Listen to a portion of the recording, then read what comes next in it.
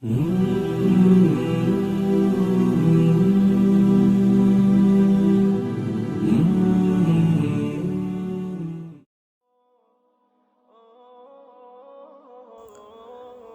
لله رب العالمين والعاقبة للمتقين الصلاة والسلام على اشرف الانبیاء والمرسلین. اما بعد، قریب چند روزهای قبل از بنده در بیان مالی که مردم او را دزدی میکند و صدقات میکند، اسلام در این باره چی میگوید، از بنده سوال کرده بودند. علل خصوص بعض مردم جاهل در دولت‌های بگیم روسیه، از مردم خیتای بگیم، از مردم روس بگیم یکم چیزی رو دزدی میکنن، میگوین اونها کافر هستند، از اونها جایز است دزدی کردن، یعنی از پیش خود جرأت پیدا کردن و این گپی ناخوب را در حق دین مقدس اسلام میزنند. اسلام در حق این انسان هایی که مال حرام به دست میارن و صدقه میکنن چی میگوید؟ انشاءالله که اینجا یک حدیثی هست، حدیث را ابن خزیمه و ابن حبان و حاکم این حدیث را از راوی امت ابو هریره رضی الله عنه روایت کردند. به سمع شما میرسانم. و برادران عزیز، خواهران عزیز، کدام انسان هایی که این خیانت دزدی را دارند با اونها ارسال کنید، شاید یک کسی اونها هم اگر اصلاح شود، انشاءالله این نعمت بزرگی هست برای من شما.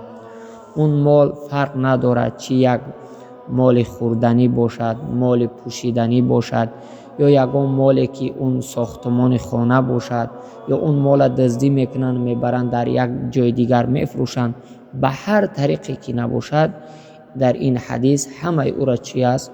جایگزیر است. پیامبر میگوید صلی الله علیه وسلم: من جمع مالا من حرام ثم تصدق به لم یکن له فیه اجر و کان اسره علیه.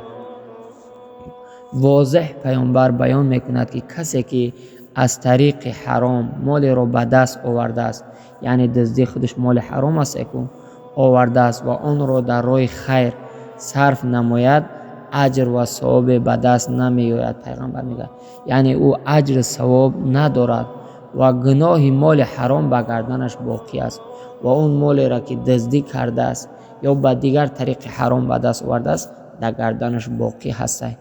عزیزان دل، بیدار شوید. ما به چه خاطر اینجا سخن دزدی را گفتم که امروز قریب 40% یا 50% امت اسلام در دیگر دولت ها یا در خود که شهر تاجیکستان باشد، در هر منطقه نباشد، با خود کسب دزدی را اختیار کردند. مسلمان را ارزنده نیست این کار. همچنان یک حدیث دیگه هم در مشکات شریف میگذرد، پیامبر میگه که لا یسرق حین یسرق و هو مؤمن.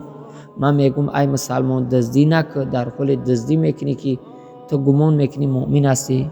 به این خاطر مسلمان باید دزد نباشد، مسلمان باید دزدی نکند، چی یک آهن باشد، چی یک خوردنی باشد، چی یک پوشاکه باشد. مسلمان باید وفادار باشد، مسلمان باید لقمه حلال داشته باشد. وقتی یک سیر دزدی میکنیم و یک مقدار پول هم که باشد، در برابر اون چندین مال دی حلال ما را از بین میبرد، به خاطر که اون را شریعت دزدی را برای من شما حرام گردونده است. در اینجا این پیغمبر خدا صلی الله علیه و آله گفت که مال حرام به دست بیارد. این مال حرام همه چیز هم میدارد، یعنی به دیگر طریق، به فال بینی باشد، به زنا کردن باشد، به هر طریقی که باشد اون مال حرام به دست میارد، اون ثواب ندارد و گناهش در گردن اون انسان چی هست؟ باقی هست. فکر میکنم که انشاءالله سوال خود را گرفته باشید. الله متعال همه من شما را هدایت کنه. آمین.